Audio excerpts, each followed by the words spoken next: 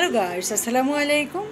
আশা করি আপনারা সবাই ভালো আছেন, সুস্থ আছেন, সুন্দর আছেন। আমি আবার আপনাদের মাঝে উপস্থিত হয়েছি ছোট্ট একটা গল্প করার জন্য। তা হলো, সন্তানদের সামনে পিতামাতা ঝগড়াঝাটি করবেন না, মারামারি করবেন না। জানেন, আমার খুব কষ্ট লেগেছে।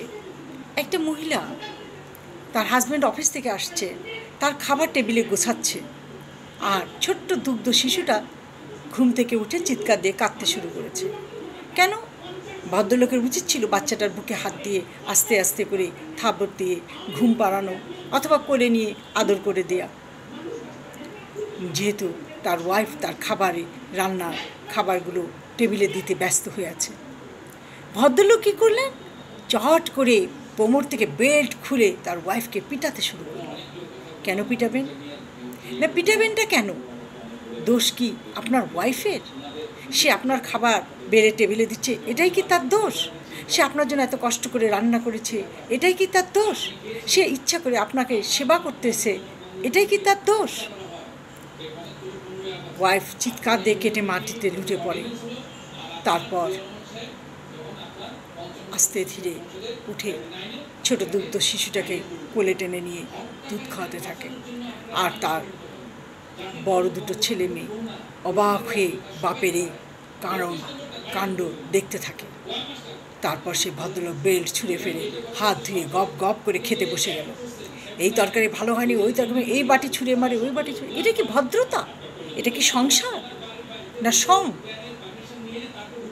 ছেলে মেয়ে দুটো ভয়ে বাটিগুলো আস্তে আস্তে তুলে রেখে দিল। ভদ্রলোক ঘর থেকে বের হয়ে অফিসে চলে গেলেন।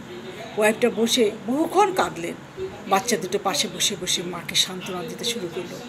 বেল্টের দাগ বসে গেছে পিঠে।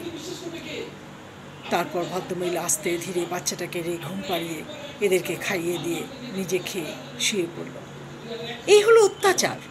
এই সন্তানদের সামনে এই ধরনের অত্যাচার তার মাকে করবেন না। এতে বাপের প্রতি তাদের একটা ঘৃণা এসে যায়, তখন তারা বাপকে আর পছন্দ করে না। তাই বলছি, সাবধানে থাকবেন। অন্যায়টা কার একটা দেখেন, বাচ্চা কাঁদছে, একটু আদর করুন, ধমক দিবেন না। ওয়াইফ কাজ করছে, বাচ্চাটাকে একটু সাহায্য করুন, বাচ্চাটাকে কোলে নিন বা আদর করুন, বা তার কী চায় সেটা পূরণ করে দিন। তাহলে তো ওয়াইফটার একটু কাজে হালকা হয়ে যায়। আমার এই কথাগুলো যদি ভালো লেগে থাকে তাহলে সাবস্ক্রাইব করুন, বেল বাটন টিপুন এবং বেশি বেশি শেয়ার করুন এবং সবার মাঝে ছড়িয়ে দিন, যেন সন্তানের সামনে বাবা মা কখনো ঝগড়াঝাটি না করে। সন্তান কিন্তু এটাই শিখে নেবে, বাপের প্রতি তাদের বিরক্তি আসবে, বাপকে তারা তখন আর পছন্দ করবে না। আজ এই পর্যন্ত। ভালো থাকেন, সুস্থ থাকেন। আল্লাহ হাফেজ।